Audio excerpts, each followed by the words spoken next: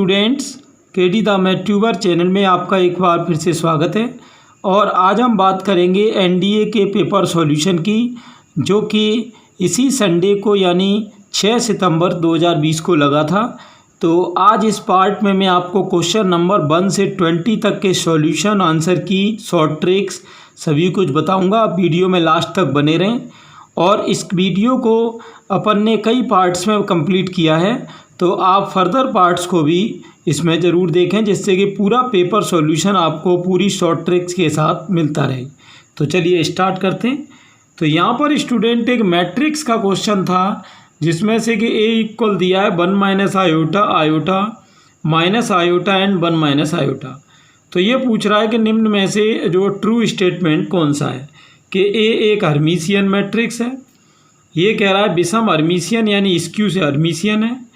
और यहाँ पर ए वार ट्रांसपोज, ये ध्यान रहे यहाँ जो वार है ये कंजुगेट यानी संयुग्मी का साइन है, तो इसको हर्मीशियन कह रहा है, और यहाँ ये विषम हर्मीशियन। तो चलिए एक एक करके देखते हैं। सबसे पहले देखिए, जैसा कि आप लोग जानते हैं कि ये जो इसका प्रिंसिपल डायगोनल है, मुख्य विकर्ण, अगर ये हर्मीशियन ही होता तो ये रियल नंबर में होता, यानी आयोटा इसमें नहीं आता। तो आयोटा के आने का मतलब है इसमें कि ये अब हर्मीशियन नहीं हो सकता। देखिए हर्मीशियन के लिए क्या है कि यहाँ पर जैसे कि मान लो 1 आयोटा माइनस आयोटा एंड 1, इस तरह का नंबर होना चाहिए, या 2 या यहाँ तो कुछ भी हो सकता है, लेकिन ये जो प्रिंसिपल डायगोनल है इसमें होंगी रियल वैल्यूज। क्लियर? तो इस तरह से अगर हम देखें तो यहाँ पर ये हर्मीशियन का ऑप्शन गलत है। अब स्क्यू हर्मीशियन में देखिए क्या होता है कि ये जो प्रिंसिपल डायगोनल है वो या तो 0 0 होना चाहिए या प्योर इमेजिनरी नंबर होना चाहिए। जैसे कि यहाँ 0 0 होगा तो भी चल जाएगा, या फिर इसमें रियल नंबर ना आगे प्योर इमेजिनरी आए। प्योर इमेजिनरी का मतलब जैसे 2 आयोटा है, ये कैसा नंबर है? Pure imaginary. जबकि 1 माइनस आयोटा क्या है? ये कॉम्प्लेक्स नंबर यानी सम्मिश्र संख्या है। क्लियर? तो इसका मतलब विषम हर्मीशियन भी ये नहीं होगा। थर्ड कह रहा है कि ए वार ट्रांसपोज प्लस ए हर्मीशियन। तो यहाँ पर जैसा कि हम देख रहे हैं ये एलिमेंट सेम है, और ये A12 जो है वो A21 का वार है, जो कि प्रॉपर्टी बिल्कुल थ्योरी से अपन ने पढ़ी हुई है कि हर्मीशियन की प्रॉपर्टी है।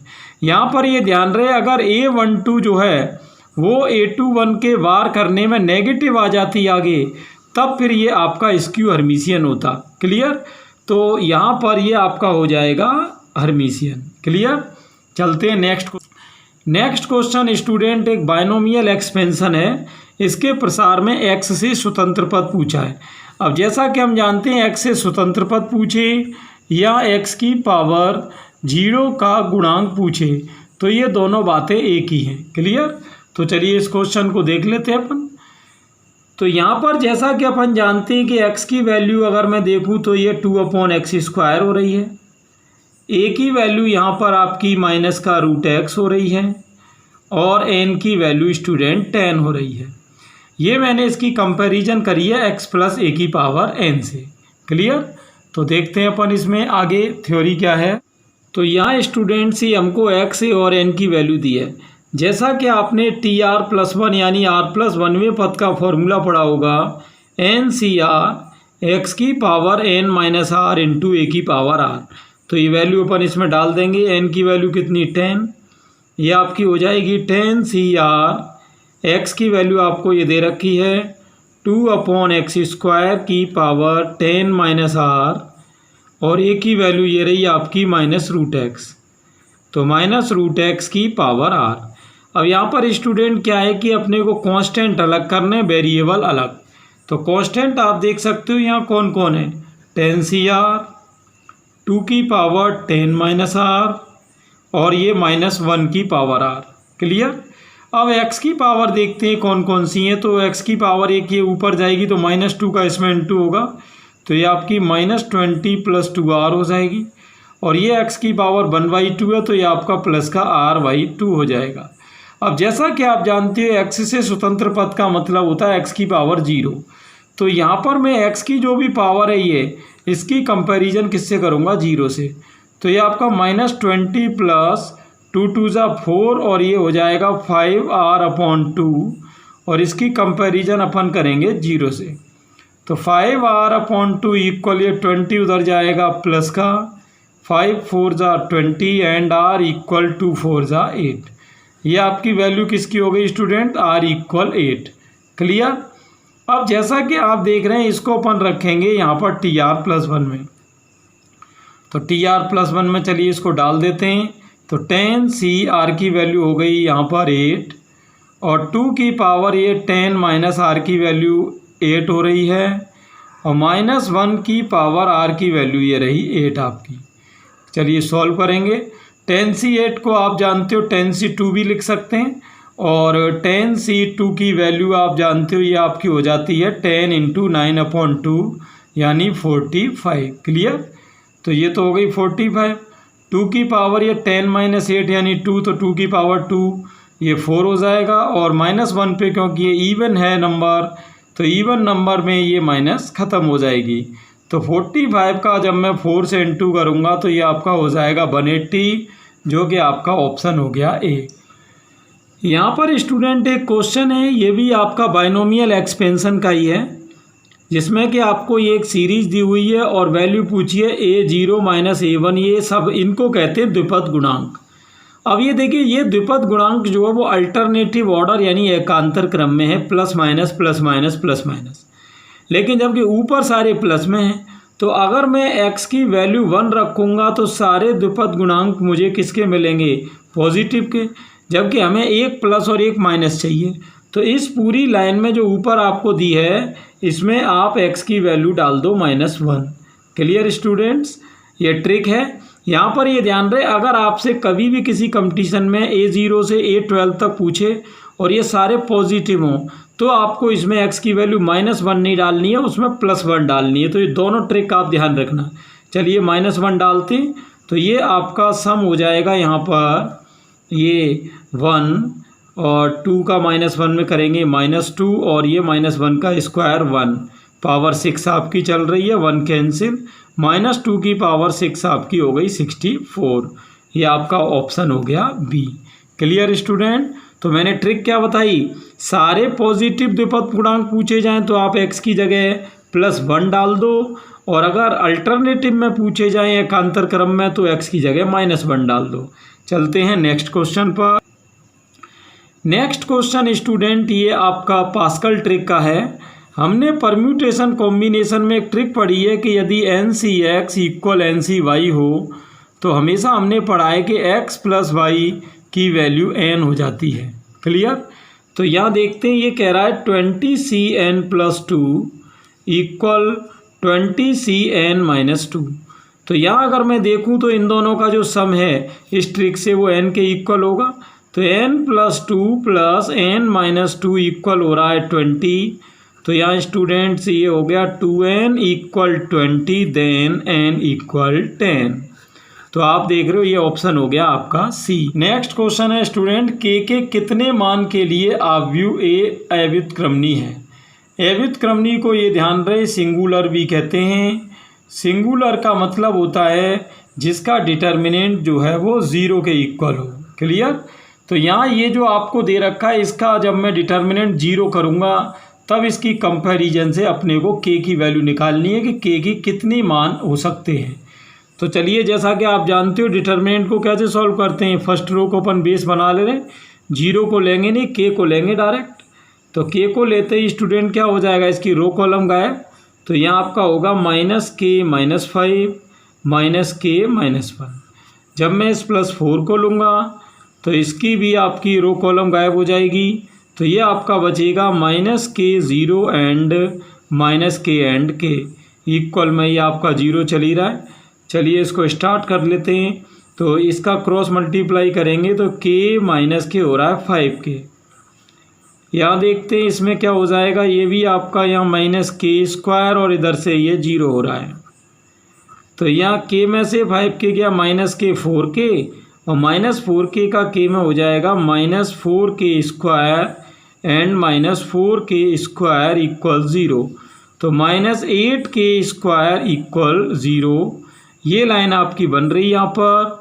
तो यहाँ अपन देख सकते हैं कि यहाँ स्टूडेंट्स ये एक बीच का एलिमेंट अपने को माइनस में लेना था, तो आप देख सकते हो या +4k²। अब देखिए यहाँ पर 4k² माइनस 4k² इक्वल 0 आ रहा है, जो कि अपन देख सकते हैं कि k की कोई भी वैल्यू अपन डाल दें उसके लिए प्रूव हो जाएगा। तो इसका मतलब ये हुआ यहाँ k के अनंत मान संभव है। जैसे आप k का मान 1 रखोगे तो भी यहाँ 0 आ जाएगा, 2 रखोगे तो भी 0 आ जाएगा। तो कहने का मतलब यहाँ k के 1, 2, 4 मान नहीं होंगे, बल्कि कितने मान होंगे? अनंत मान होंगे। अगला क्वेश्चन स्टूडेंट बहुत ही इंटरेस्टिंग है। ये आपकी बाइनरी सिस्टम है और इसको डेसिमल सिस्टम में कन्वर्ट करना है। तो पहले चलिए दोनों का अलग अलग कन्वर्ट करेंगे, फिर इनको 1 जोड़ देंगे।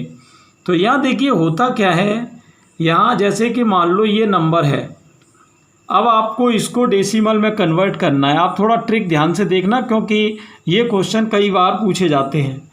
तो अब इसमें होता क्या है, देखिए पीछे से अपन लेते हैं। जैसे ये पीछे क्या है? 1 है। आप इनको एक ऑर्डर में लिख लेंगे पीछे से आगे के क्रम में, 1 0 1 1 0 1 1।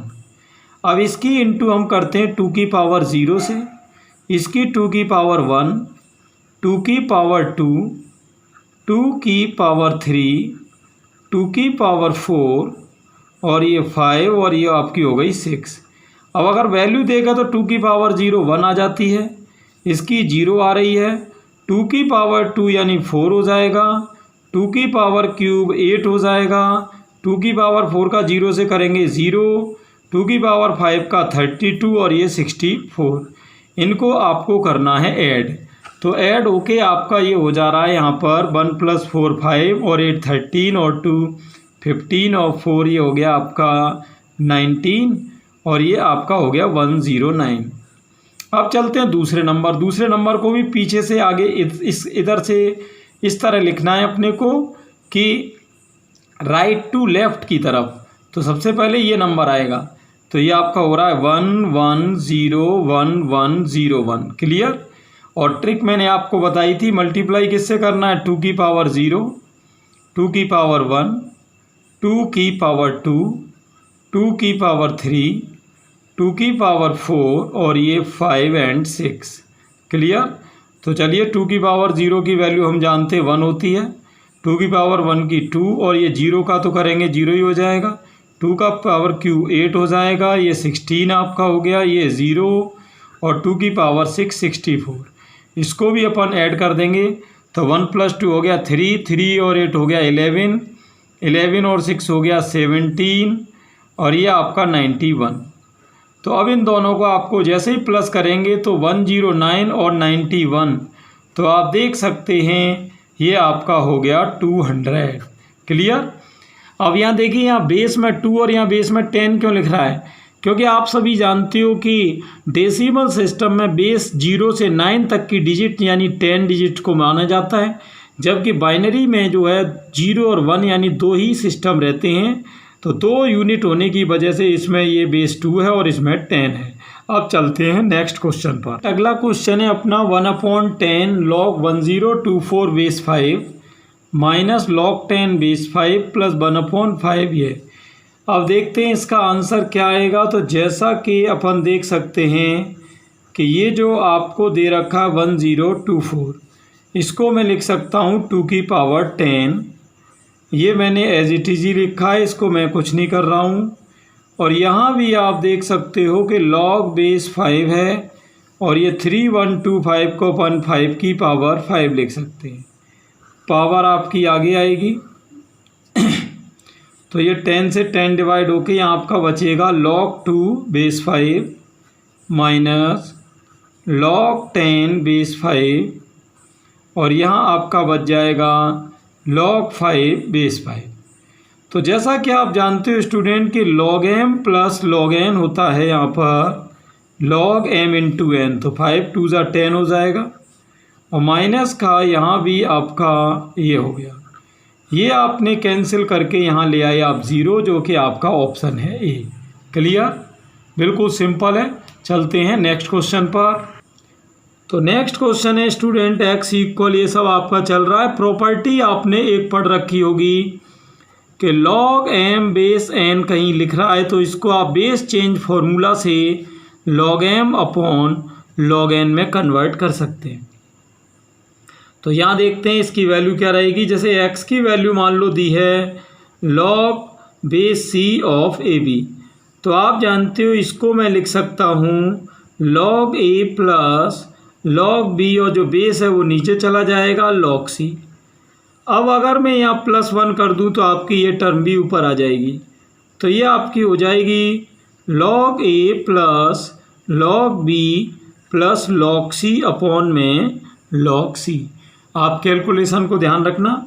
तो अगर मैं यहाँ 1 अपॉन एक्स प्लस 1 करूँ स्टूडेंट, तो ये आपका कुछ इस तरह बन रहा है कि log c upon log a b c, क्योंकि log m plus log n क्या होता है log m इंटू n। अब ये तो होगी 1 अपॉन एक्स प्लस 1 की वैल्यू।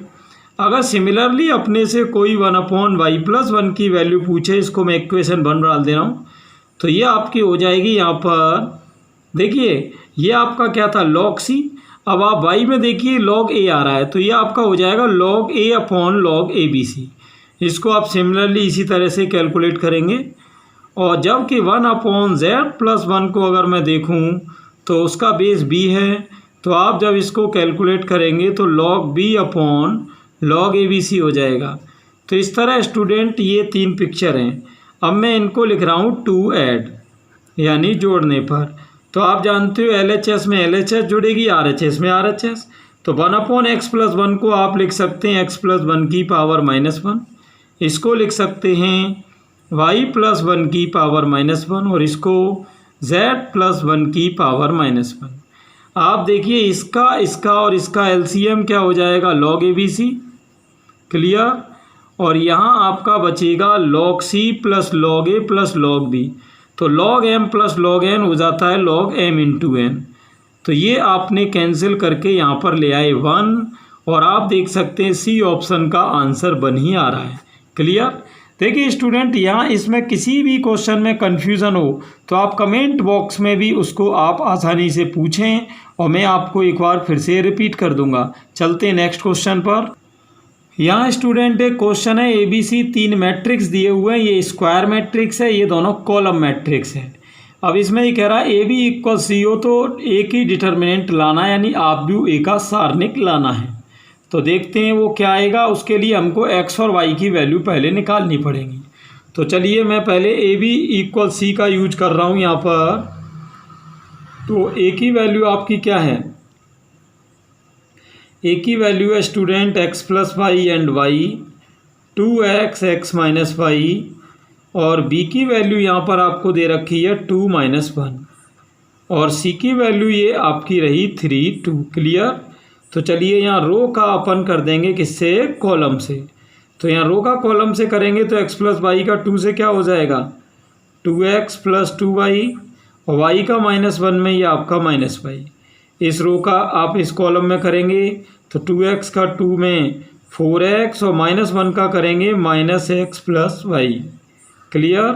तो यहाँ आपका इधर आ जा रहा है 3 2। तो चलिए स्टार्ट करते हैं। तो आप देख सकते हैं 2y माइनस वाई हो जाएगा ये प्लस का y, 4x में से x गया 3x प्लस y, इक्वल में आपका आ रहा है यहाँ पर 3 2।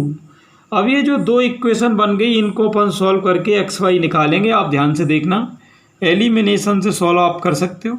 2x plus Y equal 3 and 3x plus Y equal 2। तो आप देख सकते हो ये मैंने माइनस कर दिया है, -x equal 1 then x equal -1।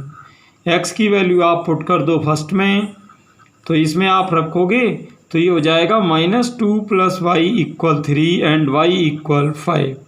ये आपकी वैल्यू हो गई किस किस की, x और y की। अब आपको वो क्या कह रहा है कि डिटर्मिनेंट ऑफ a पूछ रहा है, तो a में अपन इसको रख देते हैं x प्लस वाई, तो ये -1 प्लस 5 हो गया 4, y की वैल्यू आपको 5 दे रखी है 2x, x का डबल यानी -1 का डबल -2 हो जाएगा, और x माइनस वाई यानी -1 और -5 ये हो गया -6।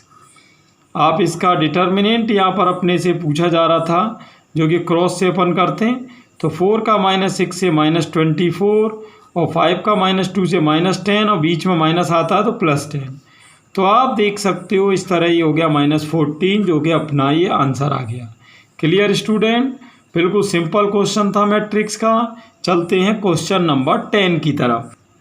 यहाँ देखिए क्वेश्चन नंबर 10 ये आपको दे रखा है। अब इसमें क्या कह रहा है कि यदि x की वैल्यू 1.5 और 4.5 के बीच में है तो अपने को इसमें से कोई भी इनइक्वालिटी चूज़ करनी है। जैसा कि आप जानते हो यहाँ अपने को इनइक्वालिटी दे रखी है 1.5 का मतलब हो गया 3/2 और दूसरी इनइक्वालिटी दे रखी है अपने को ax < 4.5 का मतलब 9/2। अब अगर मैं इनको सॉल्व करूं तो आप देख सकते हैं ये आपका हो जाएगा यहाँ पर, इससे अपन निकालें तो 2x - 3 आएगा और इससे निकालें तो ये 2x - 9 आएगा। क्लियर। अब ये तो देखिए, लेकिन इसमें क्या हो रहा है कि सभी ऑप्शन जो है 2x - 3 और 2x - 9 के हैं। लेकिन यहाँ पर स्टूडेंट एक चीज़ आपको ये ध्यान रहे कि जो इक्वल की इनइक्वालिटी है वो साथ में चल रही है, तो ये दो ऑप्शन तो पहले ही कैंसिल हो गए क्योंकि इनमें इक्वल की इनइक्वालिटी नहीं है। अब ये तो कह रहा है कि इनका प्रोडक्ट जो है वो 0 से बड़ा आएगा और ये कह रहा है इनका प्रोडक्ट 0 से छोटा नेगेटिव आएगा। तो ये तो अपन क्या है कि इसकी वैल्यू लेके भी चेक कर सकते हैं। जैसे कि मान लो मैंने कोई भी x की वैल्यू ले ली जो 1.5 और 4.5 के बीच में, जैसे x की वैल्यू 2 ले ली। चलिए अब इनको इसमें रख के देख लेते हैं। तो आप देख सकते हो 2 2 4 -3 यानी -1 हो रहा है, वो सॉरी +1, और 2 2 4 - यानी -5, तो -5 आ रहा है, जो कि आप देख रहे हो ये ग्रेटर देन 0 है, तो ये तो ऑप्शन होगा नहीं, तो लेस देन 0 आ जाएगा, ये डी ऑप्शन। क्लियर स्टूडेंट, ये आपका हो गया क्वेश्चन नंबर 10। चलते हैं नेक्स्ट क्वेश्चन पर। यहाँ पर स्टूडेंट एस इक्वल एक सेट दिया है 1 2 3 ... और आपको एक शर्त दी हुई है कि log x greater than log y और a की वैल्यू 1/2 है, तो संबंध पूछ रहा है। तो ये तो क्लियर है स्टूडेंट, प्रॉपर्टी से ही अपन जानते हैं, जैसे कि log base ax is greater than log base ay है, तो x ग्रेटर देन y हो जाएगा। अब जैसा कि अपन जानते हैं अगर x y से बड़ा है और y z से बड़ा है, तो क्लियरली इन दोनों से अपना निष्कर्ष निकल रहा है कि x ग्रेटर देन z, जो कि अपना संक्रमक यानी ट्रांजिटिव को डिनोट करता है। अब देखिए स्वतुल्य इसमें होगा नहीं, क्योंकि आप जानते हो कि x जो है वो x से बड़ा नहीं हो सकता, तो स्वतुल्य में तो खुद से ही तुलना होती, तो ये तो हो ही नहीं सकता है। सममित हो नहीं सकता है, क्योंकि अगर मान लो x ग्रेटर देन y आप बोल रहे हो तो आप y ग्रेटर देन x को नहीं सेटिस्फाई कर पाओगे, तो ये तो आपके कैंसिल ही हो रहे हैं। क्लियर। और जैसा कि आप जानते हो कि सममित यहाँ कैंसिल हो गया, तो ये ऑप्शन भी कैंसिल हो गया अपने आप, तो इसलिए हमारा सही ऑप्शन क्या होगा, ये सी यानी संक्रमक। तो सॉल्व करते हैं। यहाँ पर पहले मैं इसमें आयोटा की जो वैल्यू है वो पहले रख दूंगा। आयोटा स्क्वायर आप जानते हो -1 होता है, जबकि आयोटा क्यूब को अपन माइनस आयोटा लिखते हैं। आगे देखते हैं, आयोटा की पावर 4 का मतलब +1, आयोटा की पावर 6 को अपन -1 कहेंगे, आयोटा की पावर 8 को +1, आयोटा की पावर 9 आपकी ये आयोटा हो जाएगा, आयोटा की पावर 12 को आप +1 कह सकते हो, और आयोटा की पावर 15 स्टूडेंट हो जाएगी माइनस आयोटा। कैसे, एक बार मैं आपको बता देता हूँ। आयोटा की पावर 15 है, उसको आप जानते हो कि अपन आयोटा 4 इंटू आयोटा क्यूब लिख सकते हैं। अब आप जानते हो आयोटा 4 की वैल्यू क्या होती है 1, तो 1 1 1 ये तो 1 हो गया, और आयोटा क्यूब आप जानते हो माइनस आयोटा होता है। क्लियर। अब चलिए इसका अपन करेंगे प्रसार इस तरह से। तो फर्स्ट रो को मैं बेस बना रहा हूँ, आयोटा इंटू यहाँ रो ये आपस में इंटू करेंगे, -1 का माइनस आयोटा में आयोटा, और ये 1 का 1 में 1 हो गया। बीच वाले का साइन चेंज करके लाते हैं और इसकी रो कॉलम गायब करेंगे, तो 1 का माइनस आयोटा में माइनस आयोटा, और ये भी आपका माइनस आयोटा। यहाँ माइनस आयोटा ले रहे हैं और यहाँ अपन रो कॉलम गायब करके ये इंटू करेंगे, 1 का 1 में 1 और माइनस माइनस प्लस का आयोटा अंदर इंटू कर देंगे। आयोटा का आयोटा में आयोटा स्क्वायर माइनस आयोटा, 1 का करेंगे तो ये माइनस का 2 आयोटा, और माइनस आयोटा का अंदर करेंगे तो माइनस आयोटा स्क्वायर। चलिए अब इसकी कैलकुलेशन कर लेते हैं। आयोटा स्क्वायर आपका कैंसिल हो रहा है, ये तीनों ऐड होकर -4 आयोटा हो रहे हैं, जो कि आपका डी ऑप्शन है। क्लियर स्टूडेंट, चलते नेक्स्ट क्वेश्चन पर। अगले क्वेश्चन में स्टूडेंट हमको ए और बी दो मैट्रिक्स दिए हुए हैं और ए बी की वैल्यू पूछी है। यहाँ देखिए मैं आपको बिल्कुल ही एक ऐसी शॉर्ट ट्रिक बताऊंगा कि ऐसे क्वेश्चन को आप देखते ही सॉल्व कर सकते हो। आप देख रहे हो कि यहाँ ऑर्डर ए कितनी है, ए की ऑर्डर 3×3 है, और आप ये भी देख रहे हो कि बी की जो ऑर्डर है, बी की जो क्रम है वो आपकी 3×1 है। क्लियर। तो अब यहाँ पर देखें कि ऑर्डर ऑफ ए बी जो होगी वो आप जानते हो फर्स्ट और फोर्थ को बिलोंग करती है, तो यानी इसकी ऑर्डर 3×1 होगी। 3×1 का मतलब है स्टूडेंट, यहाँ देखिए इसकी ऑर्डर जो है वो 3×1 होगी। अब आप देख रहे हो कि ये जो मैट्रिक्स है यहाँ पर, इसमें तो एक ही पंक्ति, जबकि ये कह रहा 3 होंगी, तो ये तो ऑप्शन ही कैंसिल हो गया। अब यहाँ जैसा कि आप देख रहे हो, जब मैं इस रो का इसमें कॉलम में इंटू करूँगा तो AX + HY + GZ होगा, जो कि ये आ रहा है। दूसरा करेंगे तो HX + BY + FZ, जो कि ये आ गया आपका। तीसरा करेंगे तो GX + FY + CZ, जो कि ये आ गया। और आप देख सकते हो कि इसका जो क्रम है वो 3 पंक्तियां हैं और एक कॉलम है, यानी 3×1 भी है। तो जो ऑप्शन सी है वो दोनों ही कंडीशन को सेटिस्फाई कर रहा है। क्लियर। अब चलते हैं अपन नेक्स्ट क्वेश्चन। तो यहाँ स्टूडेंट एक क्वेश्चन है, एबल शब्द के अक्षरों को कितने प्रकार से व्यवस्थित किया जा सकता है कि स्वर सम स्थान पर ही आए। अब जैसा कि आपको दिख रहा है कि एबल में जो है अल्फ़ाबेट आपके 4 हैं। क्लियर। इस तरह अब सम स्थान इसमें एक, ये दूसरा और एक चौथा है। तो इनको भरने के लिए आपके पास विकल्प कितने, ए और ई 2। तो मान लो इसमें से आपने एक विकल्प यहाँ ले लिया, तो आपके पास लास्ट में एक ही विकल्प ही बचेगा। ये तो हो गई सम स्थान। अब विषम स्थान जो पहला और तीसरा, उसको आपको व्यंजन यानी बी और एल से भरना है। तो जिसमें कि पहले स्थान को भरने के लिए 2 विकल्प रहेंगे, जबकि दूसरे के लिए 1। तो अगर आप इंटू करें इसका तो टोटल हो रहा है यहाँ पर अपना 4, जो कि हमारा पहला ऑप्शन है। Clear student. तो बिल्कुल ही आसान ट्रिक से मैंने आपको बताया। चलते हैं नेक्स्ट क्वेश्चन पर।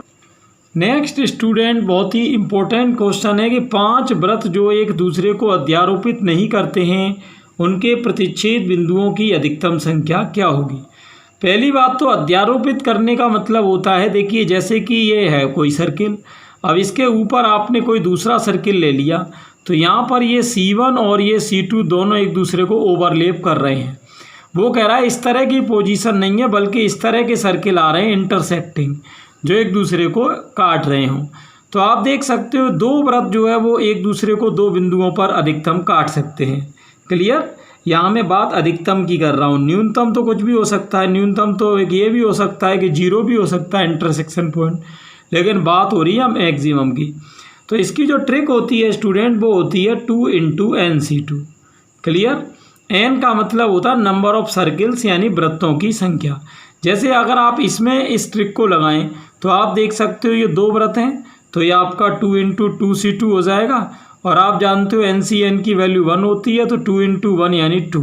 तो आप देख सकते हो 2 पॉइंट निकल के आ गए इस तरह से, है ना ये। अब लेकिन यहाँ पर हमारे पास ऊपर जो दे रखे हैं वो दे रखे हैं 5 व्रत। ये कितने व्रत दे रखे हैं स्टूडेंट, 5। तो चलिए मैं यहाँ पर रख दूंगा। ये फॉर्मूला किसका है आपका, maximum number of intersection point, यानी प्रतिच्छेद बिंदुओं की अधिकतम संख्या। तो 2 × n की वैल्यू आपकी 5 हो रही है, तो 5C2 आपका 10 हो जाएगा, और 2 × 10 ये आपका हो जाएगा 20। क्लियर। ये आपका हो गया यहाँ पर 20। चलते हैं नेक्स्ट पर। नेक्स्ट क्वेश्चन स्टूडेंट ग्राफ के टाइप का क्वेश्चन है। एक वेन डायग्राम दिया हुआ है और इसको देखकर हमको ये 16, 17 और 18 यानी 3 क्वेश्चंस के आंसर देने हैं। तो आप थोड़ा इसको ध्यान से देखना। इसमें देखिए क्या दे रहा है, ये x, y, z 3 जो है सेट है। इसमें इस तरह एलिमेंट दिए हुए हैं, जैसे कि a सिर्फ x में है, 16 x और y में है, जबकि 18 x, y, z में है। यहाँ z की टोटल नंबर 90 दे रखी है, उससे मैं c की वैल्यू निकाल लूँगा। अब आप देख रहे हो कि नंबर ऑफ z आपको 90 दिया है, तो नंबर ऑफ z में आ कौन कौन रहा है, 12 और 18 ये हो गया 30, 30 और 17 ये आपका हो रहा है 47, और 47 के साथ अगर हम c को मिला दें तो पूरा z बन जाता है। तो यहाँ स्टूडेंट इस तरह से अगर हम देखें तो 90 - 47, तो c की वैल्यू ये आपकी हो जाती है यहाँ पर ये 43। क्लियर। अब सी की वैल्यू कहीं भी आए तो आप उसको इस तरह यूज कर सकते हो। चलिए अब आगे देखते हैं ये क्या कह रहा है कि यदि y और z के अवयवों की संख्या का अनुपात 4:5 है तो b का मान क्या होगा। देखिए वो कहना चाह रहा है कि नंबर ऑफ y और नंबर ऑफ z का जो रेशियो है वो 4/5 है। तो आप देख सकते हो नंबर ऑफ y, तो y में कितने हो रहे हैं यहाँ पर, ये आपका हो रहा है 18 और 17 हो रहे हैं 35, और ये 35 और 16 51 हो रहा है, यानी 51 प्लस b। जेड में आपने अभी देखा था 90 एलिमेंट है टोटल, इक्वल में चल रहा 4/5। ठीक, ये आप क्रॉस मल्टीप्लाई कर देंगे तो चलिए देखते हैं यहाँ पर वैल्यू क्या रहेगी। ये आपकी हो जाएगी 255 plus 5b equal 360, 5b equal ये उधर ले जाके माइनस करेंगे तो ये आपका हो जाएगा 105। 5 से इसको अपन कैंसिल करेंगे तो ये आपका स्टूडेंट हो जाएगा 21, जो कि आपका ऑप्शन आ रहा है सी। क्लियर। तो एक तो ये 16 हो गया। तो यहाँ स्टूडेंट नंबर ऑफ एक्स के लिए आपको क्या करना है, ओवरऑल करना है आपको।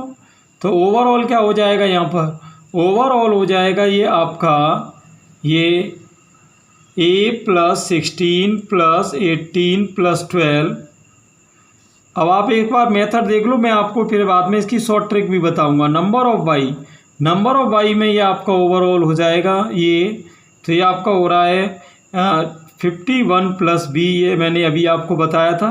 नंबर ऑफ z में आपका ये पूरा ही 90, ये आपको दे रखा है z का 90। क्लियर। अब यहाँ देखिए x इंटरसेक्शन y का मतलब है x और y का कॉमन, तो x और y में कॉमन ये 16 + 18 यानी 34 हो रहा है। y इंटरसेक्शन z यानी y और z में कॉमन स्टूडेंट ये 17 + 18 ये 35 हो रहा है। x और z में कॉमन 12 और 18 ये आपका 30 हो रहा है, और तीनों में कॉमन आपका प्लस का 18 है। इक्वल में आपकी वैल्यू निकालनी है। अब आप देख सकते हो स्टूडेंट यहाँ पर कि a + b+, अब देखिए 34 जो है ये आपका 16 और 18 को कैंसिल करेगा। अब आप यहाँ देख सकते हैं कि जो ये कैलकुलेशन मेरी बच रही है। क्लियर। तो देखते हैं यहाँ वैल्यू क्या निकलेगी। तो ये आपकी कुछ इस तरह हो रही है कि 12 और ये 18 और 12 मिलके आप कैंसिल करेंगे 30 को, तो यहाँ स्टूडेंट 90 - 35 ये आपका हो गया यहाँ पर कितना, ये 90 - 35 हो गया 55, और 55 को 51 में मैं ऐड करूँगा, 55 को 51 में ऐड करेंगे आपका हो गया 106, जो कि आपका ऑप्शन है डी। क्लियर स्टूडेंट, ये आपकी हो गई ट्रिक। चलते हैं नेक्स्ट क्वेश्चन पर। तो यहाँ देखिए स्टूडेंट पूछ क्या रहा है कि p ऐसे अवयव है जो x y z में से किसी में भी नहीं है, तब x का पूरक पूछ रहा है। x का पूरक का मतलब है कि x के पास जो नहीं है, तो बचे हुए अपन ले लेंगे b + p + 17 + c, ये b + p + 17 + c। अब c की वैल्यू है 43, तो मैंने ये आपकी c की वैल्यू रख दी 43। तो आप टोटल करेंगे तो ये हो जाएगा आपका यहाँ पर स्टूडेंट कि p + b + 17 और 43 हो गए 60, जो कि ऑप्शन हो गया सी। तो इस तरह अपने तीनों क्वेश्चन के आंसर क्या हुए, सी, डी एंड सी। अब चलते हैं 19 एंड 20 पर। यहाँ स्टूडेंट एक क्वेश्चन दे रखा है, tan 3/10a की वैल्यू k दे रखी है, जिसमें कि k जो है वो 1/3 के नॉट इक्वल है, और इसमें वैल्यू पूछी tan² a की। तो दोनों क्वेश्चन इसी कंडीशन के हैं, तो आप थोड़ा ध्यान रखना। देखिए अगर मैं अब इसको डायरेक्ट सॉल्व करने जाऊं तो कितना टाइम कंपटीशन में नहीं होता। मैं आपको एक मास्टर ट्रिक बताऊंगा, आप ध्यान रखना। तो देखिए इसमें क्या कर रहे हैं अपन, एक ही अपनी ओर से कुछ वैल्यू ले ले रहे हैं। जैसे मैंने मान लो एक ही वैल्यू ले ली 45। क्लियर। तो अब मैं ये जब वैल्यू यहाँ डालूंगा तो स्टूडेंट ये हो जाएगा 45 का 3 में 135/10 45, और ये वैल्यू किसके इक्वल दे रखी, के के। तो के इक्वल हो जाएगा आपका 135, वो 10 135 की वैल्यू -1 होती है +1, यानी के की वैल्यू आपकी -1 हो गई। अब यहाँ पूछ किसकी वैल्यू रहा है, tan² a की। तो tan² a की वैल्यू पूछ रहा है, आप देख रहे हो ए आपने 45 माना है, तो tan 45 की वैल्यू 1 है। अब देखिए इसमें क्या है, के की वैल्यू मैं इन ऑप्शंस में रखूँगा और जिस ऑप्शन का आंसर +1 आ जाएगा वो हमारा आंसर है। आप ट्रिक पर ध्यान रखना। अब यहाँ में देखिए ऑप्शंस को काटने की आपको ट्रिक बता रहा हूँ। यहाँ दे रहा है कि k 1/3 नहीं हो सकता, तो इसका मतलब सीधा है कि उसका इशारा इस ओर है कि अपॉन में जो है वो 1/3 नहीं होना चाहिए। तो आप जान रहे हो कि 1/3 इन दोनों ऑप्शन से ही निकल रहा है, तो इसका मतलब ये तो हमारे आंसर हो ही नहीं सकते, बचे ये दोनों। इसमें अपन वैल्यू रख के देख रहे हैं k की -1। चलिए पहले ए ऑप्शन में रख रहा हूँ मैं, तो k की वैल्यू -1, तो -1 + 3 अपॉन ये -1 का -3 में करेंगे तो ये आपको हो जाएगा -3 एंड -1, तो ये आपका हो गया स्टूडेंट 2 अपॉन -4 यानी -1/2। तो ये तो अपने को चाहिए नहीं था। तो अब हमारा ऑप्शन बी बचता है। चलिए मैं इसको आपको और बता देता हूँ। k -3, k की वैल्यू यहाँ पर -1 है, तो -1 -3 नीचे एज इट इज चल रहा है। यहाँ आप देख रहे हो -4 अपॉन -4 ये कैंसिल हो गए 1 आएगा, अपने को 1 ही चाहिए था। तो इस तरह हमारा आंसर हुआ बी। अब मैं आपको ले चलता हूँ इसके नेक्स्ट क्वेश्चन पर। ये क्या कह रहा है, देखिए 10a बिलोंग्स टू r, यानी यदि 10a एक वास्तविक संख्या है तब k इनके बीच में नहीं आ सकता। तो ये k की कुछ रेंज दी हुई हैं कि k इसके बीच में नहीं आना चाहिए। तो देखते हैं। अब देखो मैं आपको इसकी ट्रिक बता रहा हूँ कि आप इस क्वेश्चन को इजी टू इजी वे में कैसे कर सकते हो। अभी आपने देखा 10² a की वैल्यू हमने निकाली थी, तो 10² a की वैल्यू स्टूडेंट अपनी आई थी यहाँ पर कितनी, k -3 अपॉन 3k -1। तो यहाँ जब मैं 10a की वैल्यू लूँगा तो ये आपकी हो जाएगी √k -3 अपॉन 3k -1। ये आपकी 10a की वैल्यू हो गई। अब वो कह रहा k इनके बीच में नहीं आ सकता, तो देखते हैं अपन यहाँ पर क्या है। देखिए अब जैसा कि आप देख रहे हो कि अगर ये इमेजनरी नंबर बनना है तो अंदर काल्पनिक नहीं होना चाहिए।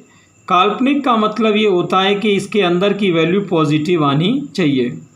तो जैसे कि यहाँ दो ऑप्शन आना ज़रूरी है कि k -3 0 से बड़ा हो और नीचे वाला जो 3k -1 है वो भी 0 से बड़ा हो। तो चलिए देखते हैं। तो यहाँ स्टूडेंट आ रहा है k 3 और यहाँ आ रहा है k > 1/3।